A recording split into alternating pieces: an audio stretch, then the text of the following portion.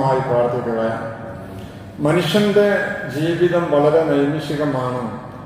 ഒരു രീതിയിലുമുള്ള നിയന്ത്രണവും മനുഷ്യന്റെ കൈവശമില്ല എന്നുള്ളതിൻ്റെ പൂർണ്ണമായ ഒരു ദൃഷ്ടാന്തമാണ് ചൂരൽമലയിൽ നടന്ന ഉരുൾപൊട്ടലും തത്സംബന്ധമായി ഉണ്ടായ നാശനഷ്ടങ്ങളും എന്നുള്ളതിൽ യാതൊരു സംശയവുമില്ല. നമ്മളിവിടെ കഴിഞ്ഞ വെള്ളിയാഴ്ച ഒരുമിച്ച് കൂടി ജുമാ നിർവഹണം നടത്തി, ഖുത്ബ നിർവഹണം നടത്തി വീട്ടിലേക്ക് നമ്മൾ തിരിച്ചുപോയി. വീണ്ടും നമ്മൾ ഈ വെള്ളിയാഴ്ച നാട്ടിക പള്ളിയിലേക്ക് തന്നെ തിരിച്ചു വന്ന് പടച്ച തമ്പുരാന്റെ മുമ്പിൽ തലകുനിക്കാനും പടച്ചവനോട് പ്രാർത്ഥിക്കാനും അവസരം നമുക്ക് അല്ലാഹു നൽകി. വയനാട്ടിൽ ഇതേപോലെ തന്നെ കഴിഞ്ഞ വെള്ളിയാഴ്ചയും അവിടെയുണ്ടായ ആ മസ്ജിദ് നമ്മൾ കണ്ടല്ലോ.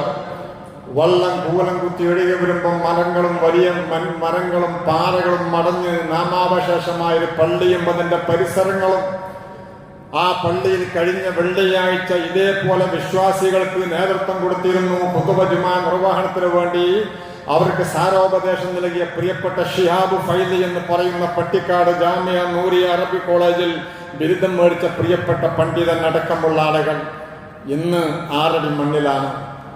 കഴിഞ്ഞ വെള്ളിയാഴ്ച അവിടെ ഒരുമിച്ച് കൂടിയ കുറെ ആളുകൾ, വൃദ്ധന്മാരും കുട്ടികളും വന്ന് പള്ളിയിൽ ഒരുമിച്ച് കൂടിയിരുന്ന മഹല്ലത്തിൽ 400ഓളം വീടുകളുള്ള ആ മഹല്ലത്തിൽ 100 കണക്കിന് ആളുകളാണ് കഴിഞ്ഞ വെള്ളിയാഴ്ച പള്ളിയിൽ ഒരുമിച്ച് കൂടിയത്. ഇന്ന് ആ പള്ളി മൂകശൂഖമാണ്. അവിടെ ആരുമില്ല. ശോകമൂഖമായ ഒരു അന്തരീക്ഷമാണ് അവിടെയുള്ളത്. കാരണം അങ്ങോട്ടാരും പോകുന്നില്ല. വൻമരങ്ങളും ചളികളും നിറഞ്ഞു കിടക്കുന്ന പള്ളിയായി ഈ വെള്ളിയാഴ്ച കിടക്കുകയാണ്. വളരെ നിസ്സാരനാണ് മനുഷ്യൻ എന്നുള്ളതിന് ഇത് വലിയ തെളിവായി. നമുക്കിനി വലിയ വേറെ തെളിവുകളൊന്നും ആവശ്യമില്ല എന്നതാണ് യാഥാർത്ഥ്യം. എത്ര പെട്ടെന്നാണ് കാര്യങ്ങളൊക്കെ നടക്കുന്നത്. ഖുർആൻ പറയുന്നുണ്ടല്ലോ, ആർക്കാ നിർഭയമുള്ളത്? നമ്മൾ ഇന്ന് പോയാൽ എന്തൊക്കെ അവിടെ നടന്നത് ഇങ്ങനൊരു ദുരന്തമാണെങ്കിൽ തൽസംബന്ധമായി സമാനമായ ദുരന്തങ്ങൾ നമുക്കും നടക്കാറോ. അല്ലാഹു തആല സലാമത്തിലാകട്ടെ. നമുക്ക് ദുആ ചെയ്യാം. അല്ലാഹു തആല സലാമത്തിലാകട്ടെ. 7 വർഷങ്ങൾക്ക് മുമ്പാണ് സുനാമി വന്നത്. പർവ്വതമൊന്നും നമ്മുടെ ഭാഗത്തില്ല, അങ്ങനെ മല പൊട്ടി ഒഴുകില്ല എന്നുള്ള നിർഭയത്വം വേണ്ട. നമ്മളുടെ കടലിന്റെ ഓരത്താണ് നിൽക്കുന്നത്. ഏത് സമയത്തും കേരട്ടയോ എന്ന് ചോദിച്ചുകൊണ്ട് വീണ്ടും തള്ളിക്കയറി ഓരോ ദിവസവും 1000കണക്കിന് പ്രാവശ്യം കരയിലേക്ക് കയറാൻ വേണ്ടി ശ്രമം നടത്തുകയാണ്. ആയിട്ടില്ല, അങ്ങോട്ട് തന്നെ മടക്കി വിടുക. വീണ്ടും ശക്തമായ ഓളങ്ങൾ അടിച്ചു വന്ന് കേരട്ടയോ എന്ന് ചോദിക്കുകയാണ്, അങ്ങോട്ട് മടക്കി വിടുക. ഒരു നിമിഷമെങ്ങാലും സ്വതന്ത്രമായി തിരമാലകൾ അഴിച്ച് പടച്ചന്തപുരാൻ വിട്ടാൽ എല്ലാം നക്കിത്തുടച്ച് കടലാമ്മ കൊണ്ടുപോകുമെന്നുള്ളതിൽ യാതൊരു സംശയവുമില്ല. ഇങ്ങനെയാണ് കാര്യങ്ങളുള്ളത്. രാത്രി സന്ദർഭങ്ങളിലാണ് ഇതുപോലെയുള്ള ഭയാനകമായ സംഭവങ്ങൾ നടക്കാറുള്ളത്. ഖുർആൻ പറഞ്ഞില്ലേ, അഫാമിനഹൽ ഖുറ, ഒരു പട്ടണ നിവാസികൾ അവർ നിർഭയരായോ?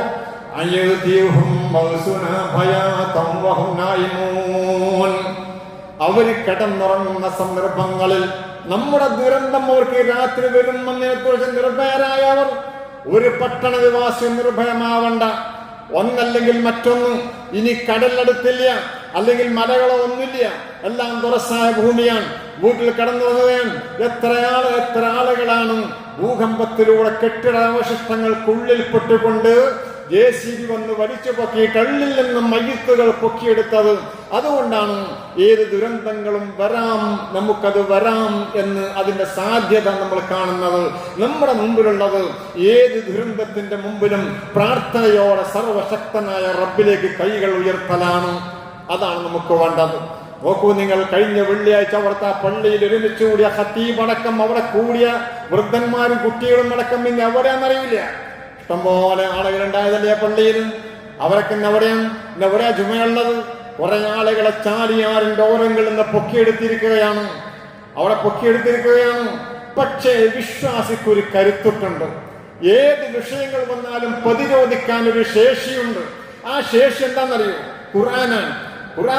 തൗബ സൂറയിൽ നമുക്ക് കാണാവുന്നതാണ്. ഇതങ്ങോട്ട് ഉറച്ചൊരു വിശ്വാസി വിശ്വസിച്ചു കഴിഞ്ഞ്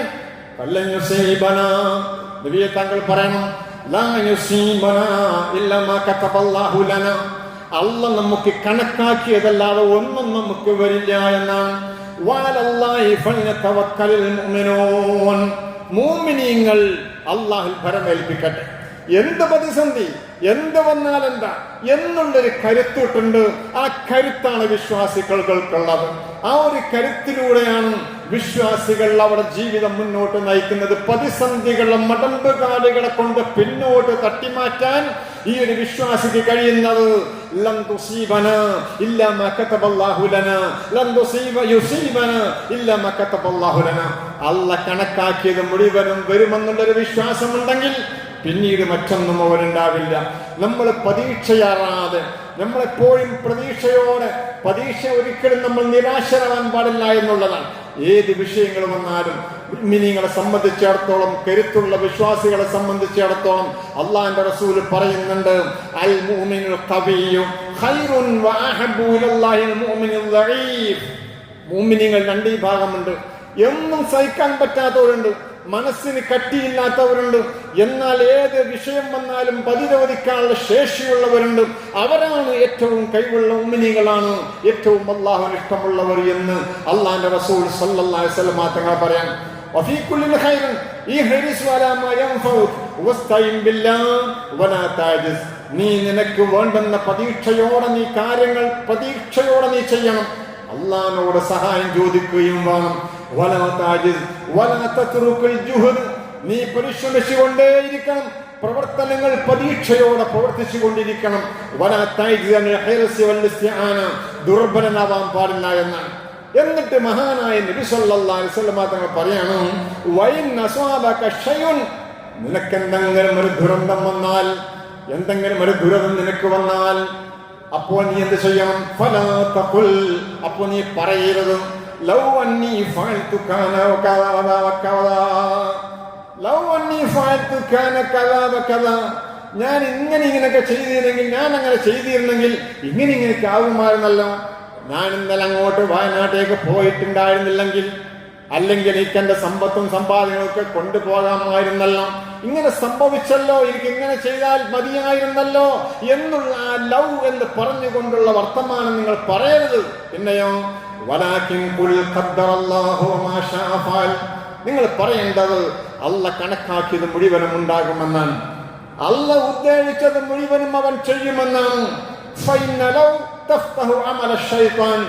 ആയെങ്കിൽ അത് പോകാതിരുന്നാൽ മതിയായിരുന്നു, അങ്ങോട്ട് വരാനാ മതിയായിരുന്നു, ഞാൻ അങ്ങോട്ട് വിരുന്നു പോകാനാ മതിയായിരുന്നു. ഇങ്ങനെയുള്ള ലവ് കൊണ്ടുള്ള വർത്തമാനം നിങ്ങൾ പറയരുത്.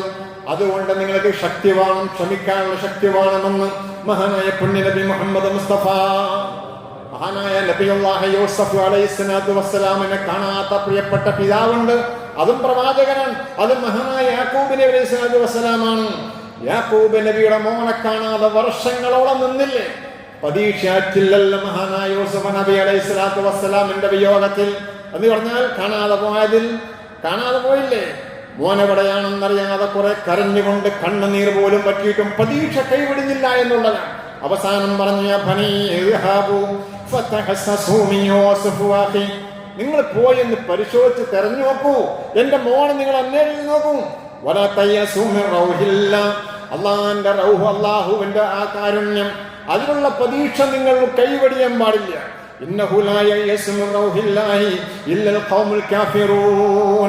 നിരാശരാവുന്നത്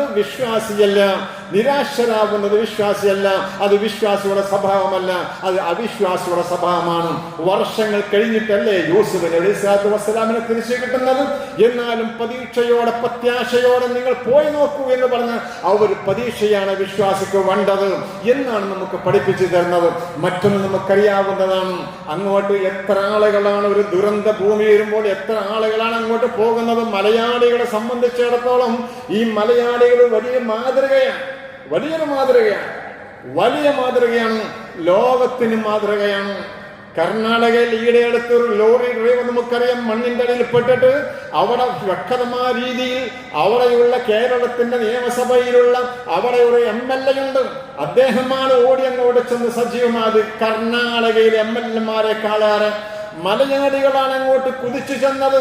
അവിടെയുള്ള കർണാടകക്കാളേറെ ഈ ഒരു രീതിയിൽ എന്ത് പ്രശ്നം വന്നാലും ഒന്നായി ഒത്തൊരുമയോടെ നിൽക്കുന്നതിൽ മലയാളികളെ വല്ലാൻ ഒരാളുമില്ല. നമ്മൾ ആ റഹീമിന്റെ കളക്ഷനുമായി ബന്ധപ്പെട്ട് അറബികൾ പറഞ്ഞില്ലേ, നിങ്ങൾ മലയാളികളെ സമ്മതിക്കണം എന്ന് പറഞ്ഞില്ലേ? എന്താണെന്നറിയോ? ഇത് മലയാളികൾക്ക് മാത്രമുള്ളതാണ്. ഒന്നിച്ചുകൊണ്ട് പ്രതിസന്ധിയെ രാഷ്ട്രീയ വീക്ഷണ വൈജാത്യങ്ങൾക്ക് അതീതമായി ഒന്നിക്കേണ്ട സന്ദർഭം വരുമ്പോൾ ഒന്നിക്കുന്നു എന്നുള്ളത് ഇങ്ങനെയുള്ള ദുരന്ത മുഖങ്ങളിൽ നമ്മൾ കാണുന്നതാണ്. പ്രാർത്ഥിക്കേണ്ട ഒരു ഭാഗത്തിരുന്ന് പ്രാർത്ഥിക്കുകയാണ്. ഇൻഷാ അല്ലാഹ് ജുമാക്ക് ശേഷം നമുക്ക് പ്രാർത്ഥന ഉണ്ട്, അവർക്കൊക്കെ മയ്യിദ് നമസ്കാരമുണ്ട്, എല്ലാവരും അതിന് പങ്കെടുക്കണം. കളക്ഷൻ നടക്കുന്ന കാര്യം ഒന്നുകൂടി ഉറപ്പിക്കും ഇൻഷാ അല്ലാഹ്. ആ ഒരു രീതിയിലാണ് സംഭവങ്ങളുള്ളത്. നോക്കൂ നിങ്ങൾ, ഈ ഒരു രീതിയിൽ നമ്മുടെ പ്രിയപ്പെട്ടവർ നമ്മളോട് വിട പറഞ്ഞു പോയ ആ പ്രിയപ്പെട്ടവർക്ക് വേണ്ടി നമ്മൾ സഹായഹസ്തങ്ങളാണ്. എത്ര ആളുകളാണ്? എന്റെ പ്രിയപ്പെട്ട സുഹൃത്തുണ്ട് എടക്കരയിലെ മുന്നസ്സയുണ്ട് ഹക്കീം ജി. ആ ഹക്കീം എന്ന് പറയുന്ന സഹോദരൻ നിലമ്പൂര് പാടിക്കുന്നുള്ള ചെറുപ്പക്കാർ ഇപ്പൊ അദ്ദേഹത്തെ വിളിച്ചു. റിട്ടയർഡ് SI ആണ് അദ്ദേഹം. ഇന്നലൊക്കെ വിളിച്ചുകൊണ്ട് വരാൻ കൈകാലികൾ വന്നുകൊണ്ടിരിക്കുകയാണ്. ചില ആളുകളുടെ തലകളാണ് വരുന്നത്, മോർച്ചറിലേക്ക് വരുന്നത്. ഈ ഒരു രീതിയിലുള്ള ധാരാളമായ സംഭവങ്ങളും കാണാൻ പറ്റാത്ത, കണ്ണുകൊണ്ട് കാണാൻ കഴിയാത്ത രീതിയിലുള്ള മൃതശരീരങ്ങളുമാണ് വന്നുകൊണ്ടിരിക്കുന്നത് എന്ന് ആളുകൾ അങ്ങോട്ട് പോവുക. പൊറുക്കിയെടുക്കാൻ എന്താ പൊറുക്കി തരുന്നറിയോ? ഓരോ മരങ്ങളും എടുത്തുകൊണ്ട് അന്വേഷിക്കാൻ, അതിന്റെ അടിയിൽ മാറ്റി നോക്കാൻ. എന്താ നോക്കുന്നറിയോ? നഷ്ടപ്പെട്ടു പോയ കാശുണ്ടോ എന്നല്ല, നഷ്ടപ്പെട്ടു പോയ സ്വർണ്ണാഭരണങ്ങളല്ല, കോടികളാണ് ആ ജലപ്രളയത്തിൽ ആ നാടടക്കം ഒഴുകിപ്പോയത്.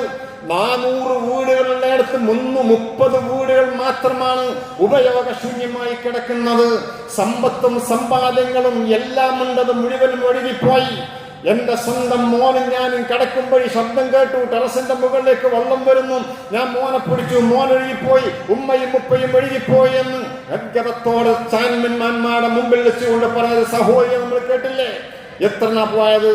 ഉമ്മ നഷ്ടപ്പെട്ട കുഞ്ഞന്മാർ ഫലസ്തീനിൽ ഓടി നടക്കുന്നത് പോലെ നമ്മുടെ വയനാട്ടിലും നടന്നു എന്നുള്ളത്, കേരളത്തിലെ വലിയൊരു ദുരന്ത മുഖത്ത് നടന്നു എന്നുള്ളത്, അച്ഛനില്ലാതെ അമ്മയില്ലാതെ ഓടിക്കളിക്കുന്ന മക്കളെ കാണേണ്ട സ്ഥിതിവിശേഷം നമുക്ക് വന്നു എന്നുള്ളത് ഈ ദുരന്തത്തിന്റെ മുഖത്തിന്റെ വ്യാപ്തിയാണ് നമ്മെ സൂചിപ്പിക്കുന്നത്. നമുക്കറിയാവുന്നതാണ്. എത്രയോ ആളുകളുണ്ട്.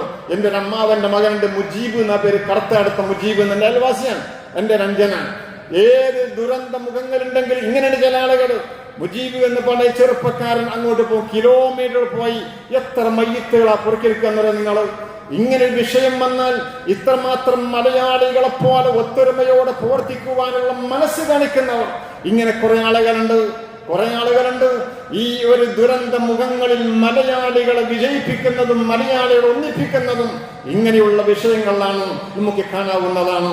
അതുകൊണ്ട് എന്റെ പ്രിയപ്പെട്ടവരോട് സൂചിപ്പിക്കുന്നത്, നമുക്ക് അവർക്ക് വേണ്ടി പ്രാർത്ഥിക്കണം.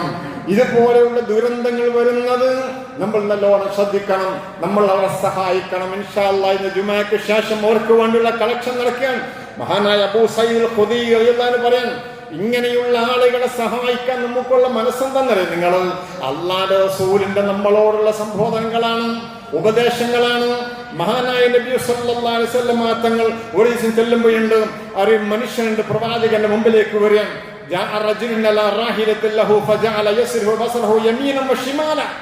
ഒന്നുമില്ലാതെ അടുത്തോ അങ്ങോട്ടും ഇങ്ങോട്ടും ഇങ്ങനെ തിരിഞ്ഞു നോക്കി നിൽക്കാൻ, കയ്യിൽ സാധനമല്ല. അല്ലാഹു റസൂൽ കണ്ടപ്പോ ചോദിച്ചു,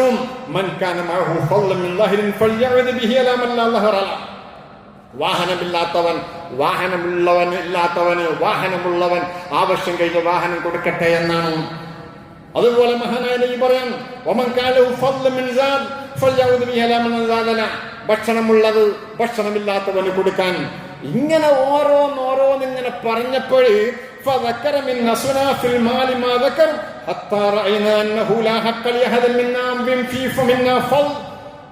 ഞങ്ങളിതിങ്ങനെ പറഞ്ഞപ്പോൾ ആവശ്യം കഴിഞ്ഞ് ബാക്കിയുള്ളത് കൊടുക്കട്ടെ, ആവശ്യമുള്ള ബാക്കി ഭക്ഷണം കൊടുക്കട്ടെ, കാശ് കൊടുക്കട്ടെ എന്നിങ്ങനെ പറഞ്ഞപ്പോൾ നമ്മളിങ്ങനെ കണ്ടു, നമ്മൾ മനസ്സിലാക്കിയെന്നറിയോ? ബാക്കിയുള്ളതിൽ നമുക്കൊരു അവകാശമല്ല എന്നാണ്. 2 ഒന്നിൽ നമുക്ക് അവകാശമല്ല എന്നാണ്. 2 വീടുണ്ടെങ്കിൽ ഒരു വീടിൽ നമുക്ക് അവകാശമില്ലാതെ ഇല്ലാത്തവന് കൊടുക്കണമെന്നാണ്. 2 വാഹനമുള്ളവൻ ആ വാഹനം ഇല്ലാത്തവന് കൊടുക്കട്ടെ എന്ന് പറഞ്ഞുകൊണ്ട് മഹാനായ നബി സല്ലല്ലാഹു അലൈഹി വസല്ലം തങ്ങൾ ആ ചെറുപ്പക്കാരന് വേണ്ടി പറഞ്ഞപ്പോൾ ഇഷ്ടംപോലെ സഹായ ഹസ്തങ്ങളാണ് വന്നത്. ഈ മാതൃകയാണ് ഇങ്ങനെയുള്ള ദുരന്ത മുഖങ്ങളിൽ ഈ പ്രാർത്ഥനയോടെ വിശ്വാസികൾ നിൽക്കുമ്പോഴും ഇങ്ങനെയുള്ള സഹായ ഹസ്തങ്ങൾക്ക് പ്രചോദിതമാകുന്നത്. ഇവർ ആരാന്നറിയ? ശുഹദാക്കളാണ്. ആ മരണപ്പെട്ടവരില്ലേ 2 രീതിയിൽ ശുഹദാക്കളാണ്. അല്ലാഹു റസൂൽ പറഞ്ഞിട്ടുണ്ടല്ലോ, അശ്ശുഹദാഉ ഖംസ, ശുഹദാക്കൾ 5 എണ്ണമാണ്. 5 എണ്ണമാണ് ശുഹദാക്കൾ. ആർക്കെന്നറിയോ? അത് അൽ മത്ഊൻ, പ്ലേഗുമായി ബന്ധപ്പെട്ട്, കൊറോണയുമായി ബന്ധപ്പെട്ടൊക്കെ മരണപ്പെട്ടു പോയ ആളുകൾ. വൽ മബ്തൂനും, വയറുമായി സംബന്ധമായി മരണപ്പെട്ടു പോയ ആളുകൾ. വൽ ഗരീഖ്, വള്ളത്തിൽ മുങ്ങി മരിച്ചവൻ. വസ്വാഹിബുൽ ഹദം, കെട്ടിടത്തിന്റെ ഇടയിൽപ്പെട്ട് മരിച്ചവൻ. വശഹീദു ഫീ സബീലില്ലാഹ്, അല്ലാഹുവിന്റെ വഴിയിൽ യുദ്ധം ചെയ്തവനും. നമ്മുടെ വയനാട്ടിലെ ചൂരൽമല ഇടിഞ്ഞു പോന്നപ്പോൾ വീടിന്റെ ഉള്ളിൽ പെട്ടുകൊണ്ട് ആ വീടിന്റെ ബിൽഡിങ്ങുകൾ മുഴുവനും ശരീരത്തിലേക്ക് പതിക്കുമ്പോൾ അവർ സ്വാഹിബുൽ ഹദമാണ്, കെട്ടിടത്തിനടിയിൽപ്പെട്ടവരാണ്. എന്നിട്ട് ആ മലയിൽ നിന്ന് കൂലം കുത്തി ഒഴുകി വന്ന ചളിമണ്ണിലൂടെ ഒഴുകിപ്പോയപ്പോൾ അവർ ഗരീഖുമാണ്, 2 ശുഹദാക്കളായി മാറിയിരിക്കുകയാണ്. ഈ ജലപ്രളയത്തിൽ മരണപ്പെട്ടു പോയ നമ്മുടെ പ്രിയപ്പെട്ട സഹോദരങ്ങൾ, അള്ളാഹു അവർക്ക് പുറത്തു കൊടുക്കുമാറാവട്ടെ. ഉഖ്റവിയായ ശുഹദ ആണ് അവർ. അള്ളാഹു സുബ്ഹാനഹു വ തആല ഒരു വല്ലാത്ത ദാരുണമായ രംഗങ്ങളല്ലേ അത്, കണ്ണ് നിറയാതെ കാണാൻ കഴിയില്ല. ഇന്ത്യയുടെ പ്രതിപക്ഷ നേതാവ് സ്വന്തം സഹോദരിയുമായി ഉദ്യോഗത്തോടെ അവിടെ വരികയും വയനാടിന്റെ മണ്ണിലേക്ക് വരികയും അതുവരെ വിജയശ്രീരാജനായും സ്നേഹത്തോടെയും സന്തോഷത്തോടെയും ഉല്ലാസത്തോടെ വന്നിരുന്ന പ്രതിപക്ഷ നേതാവ് ഡൽഹിയിൽ നിന്ന് വന്നത്, സ്വന്തം പങ്കളയും കൂട്ടി വന്നത് ഈ ദുരന്ത മുഖത്തേക്കായിരുന്നു.